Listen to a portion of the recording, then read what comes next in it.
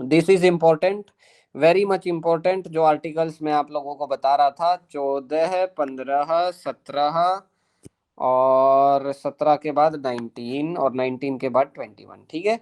तो 14वां आर्टिकल क्या बोलता है? Equality before law and equal protection of law. आपको ध्यान रखना है, इक्वालिटी बिफोर लॉ, ठीक है, यानी कि कानून के सामने सब बराबर हैं, कानून की नजरों में सब बराबर हैं, ठीक है भाई। कानून मेरे लिए भी वही है, तुम्हारे लिए भी वही है, देश के प्रधानमंत्री के लिए भी वही है, प्रेसिडेंट के लिए भी वही है, ठीक है।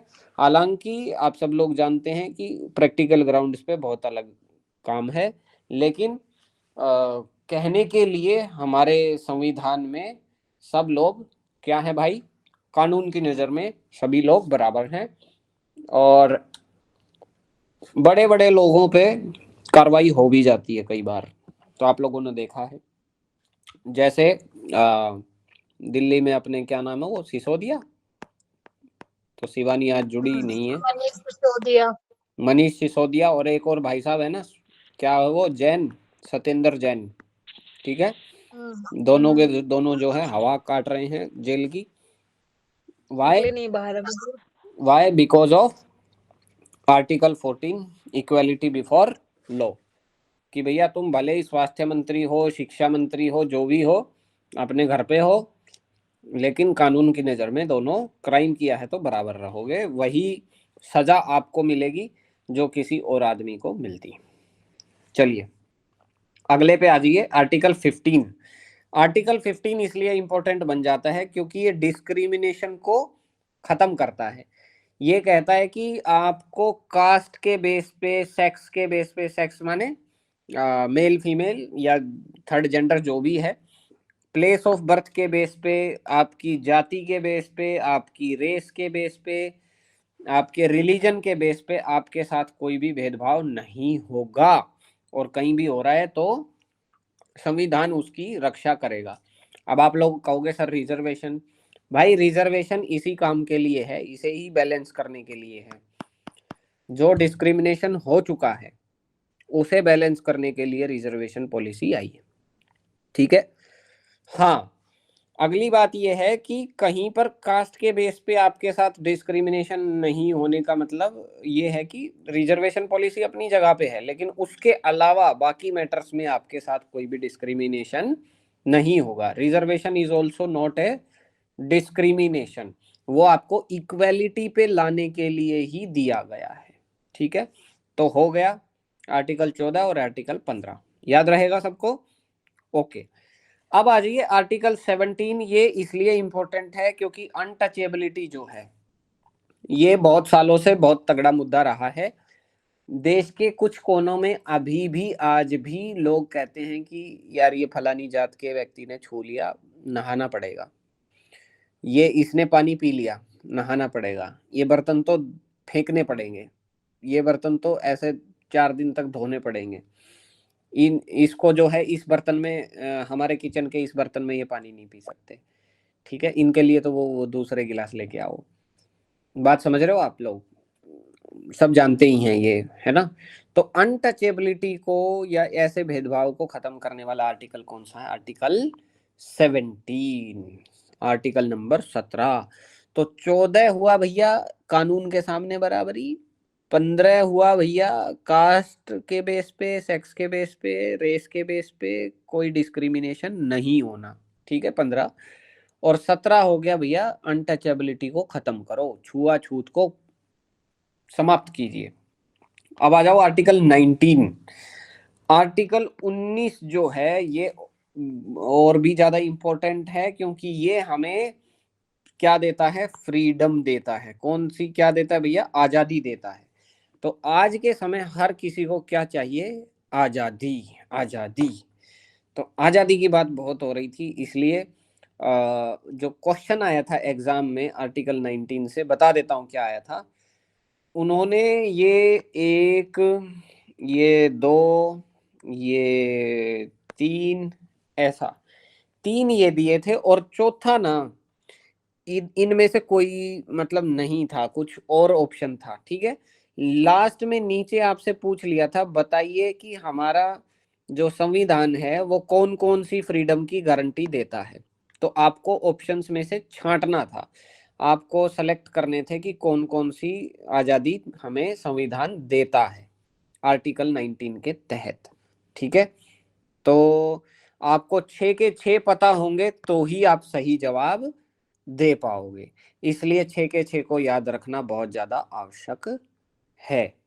हालांकि जो यूपीएससी की तैयारी करते हैं उन्हें तो ये 6 भी ऑर्डर में याद होने चाहिए, लेकिन आप लोग बिना ऑर्डर के भी याद कर सकते हो 6 के 6, लेकिन जरूर याद करने। क्या सबसे पहली आजादी है भैया बोलने की, स्पीच एंड एक्सप्रेशन।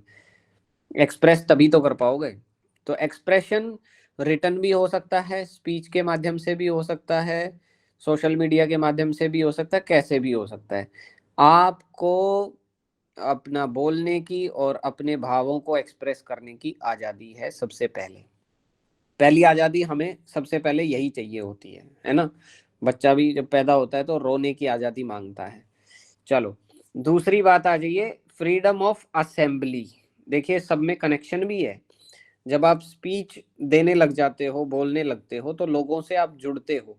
तो 4-5 लोग जो है इकट्ठे हो जाएं कहीं, या परिवार इकट्ठे हो जाएं, तो आपस में असेंबली करना मतलब लोगों से मिलना, है ना, मेल जोल करना, अपने लोगों से मिलना, रिश्तेदारों से मिलना या फ्रेंड्स से मिलना, है ना, वो सब। तो असेंबली यानी कि इकट्ठे होने की आजादी। ठीक है भाई, ओके। हालांकि आप सब लोग जानते हो कि सरकमस्टांसिस जैसे कोविड टाइम आ गया तो फ्रीडम ऑफ असेंबली आपकी छिन गई थी। ठीक है, तो एट टाइम्स ऐसा हो सकता है स्पेशल कंडीशंस में, तो इसीलिए फिर वो पार्लियामेंट में वो चीजें पास करनी पड़ती हैं, क्योंकि ये मौलिक अधिकार है भाई, ये छीन लिए तो दिक्कत हो जाएगी, है ना, संविधान को खतरा हो जाएगा। तो इसलिए फिर ऐसी चीजों को जैसे कोविड वगैरह आया तो पार्लियामेंट के आदेश से ही मतलब माना जा सकता है। चलिए आगे बढ़ते हैं। Third freedom is freedom to form association. जब इकट्ठा होने की आजादी हो गई तो अपना एक संगठन बनाने की भी आजादी होनी चाहिए। जैसे आप ट्रेड यूनियन बनाते हो, जैसे आप स्टूडेंट यूनियन बनाते हो, एबीवीपी, ये वो फलाना ढिमका, है ना, तो ये सोसाइटी बनाते हो, ट्रस्ट बनाते हो, कुछ भी बनाते हो, ठीक है, तो एसोसिएशन बनाने की आजादी। ठीक है, तो लोग मिलेंगे तभी तो एसोसिएशन बनेगा, तो लॉजिकल ऑर्डर में है। ठीक है, अब आ जाइए फ्रीडम ऑफ मूवमेंट। अब मूवमेंट का मतलब ये नहीं है कि धरने पे बैठ गए, वो वाली मूवमेंट की बात हो रही है।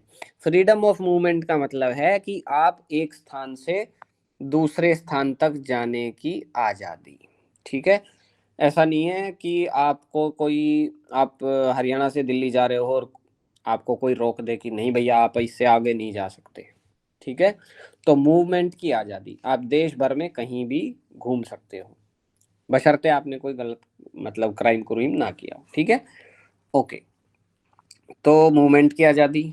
आगे बढ़ते हैं, freedom of residence and settlement. अब भैया जब घूम फिर लिए तो कहीं रुकोगे भी, कहीं रेजिडेंस भी करोगे। ठीक है, तो रुकने की आजादी यानी रेजिडेंस की आजादी, घर गुर बनाने की आजादी, सेटलमेंट मतलब परमानेंट सेटल भी हो सकते हो कहीं पे। ठीक है, तो दोनों टाइप की आजादी आपको यहाँ पर मिल जाती है, पहले मूवमेंट उसके बाद में सेटलमेंट। ठीक है, तो दोनों ऑर्डर में है, जहां पसंद आए वहां मूवमेंट को स्टॉप करिए, रेजिडेंस बना लीजिए, सेटल हो जाइए। आगे देखिए, freedom of profession, occupation, trade and business. जब आदमी सेटल हो जाता है कहीं पे, रेजिडेंस बना लेता है, तो फिर उसको क्या चाहिए होता है भैया, आजीविका के लिए प्रोफेशन चाहिए होता है, या ऑक्यूपेशन चाहिए होता है, या व्यापार करना पड़ता है, या कोई बिजनेस करना पड़ता है। ठीक है, बात समझ में आई सबको, क्लियर हुई सारी आजादियां। ठीक है, एग्जाम में क्या करेगा ना, बहुत तरीके से घुमाता है, कुछ कुछ देने लग जाएगा कि ये वाली आजादी है कि नहीं, ये वाली आजादी है कि नहीं, है ना। तो अब आपको पहचान हो गई है, और इन में से अगर कोई आजादी पूछी गई है तो है, नहीं है इसके बाहर की कोई भी आजादी है तो भैया बात खत्म है। ठीक है, ओके। अब कोई कह दे freedom of education, freedom of education क्या ये है, दिया हुआ है संविधान में? नहीं दिया हुआ। ठीक है, ये बात याद रखना, ऐसे कुछ भी दे सकता है। ठीक, चलिए अब आ जाइए आर्टिकल 21। आज के समय में ये भी बहुत ज्यादा इम्पोर्टेंट हो रहा है, protection of life and personal liberty. आपकी जो प्राइवेसी है, right to privacy, that is article 21। क्योंकि आजकल इसी की बात ज्यादा हो रही है कि हमारा व्हाट्सअप जो है, सोशल मीडिया जो है, वो गूगल जो है सारी एक्सेस रखता है, ये है वो है ना, ये मेरी प्राइवेट स्पेस है। तो मेरी प्राइवेट चीज़ों को कोई ये नहीं कर सकता, जैसे आपके फोटोज हैं तो कोई वायरल नहीं कर सकता, कोई ये नहीं कर सकता। आपकी जो पर्सनल लिबर्टी है उसको कोई ठेस या हानि नहीं पहुंचा सकता। उसकी क्या है, प्रोटेक्शन। प्रोटेक्शन मतलब जो आपकी पर्सनल चीजें हैं वो आप तक ही रहेंगी, दैट इज प्रोटेक्शन। गवर्नमेंट आपको, भारत का संविधान आपको प्रोटेक्शन दे रहा है, आपकी लाइफ की प्रोटेक्शन। ठीक है, ऐसा नहीं है कि आप रोड पे चल रहे हो और आपको जो है मारने के लिए वहां पर कोई व्यवस्था कर रखी है। ना ना ना ना, आपकी जीवन की जो रक्षा करने की जो है सरकार की जिम्मेदारी है, इसीलिए बहुत सारी फोर्सेस आपके बॉर्डर पर लगाई गई हैं ताकि आपकी लाइफ क्या रहे, प्रोटेक्टेड रहे। तो देश के नागरिकों के जीवन की सुरक्षा का कार्य और उनकी जो व्यक्तिगत आजादी है उसकी सुरक्षा का कार्य आर्टिकल 21 में दिया गया है। ओके भाई, गुड। तो ये थी याद रखने वाली बात।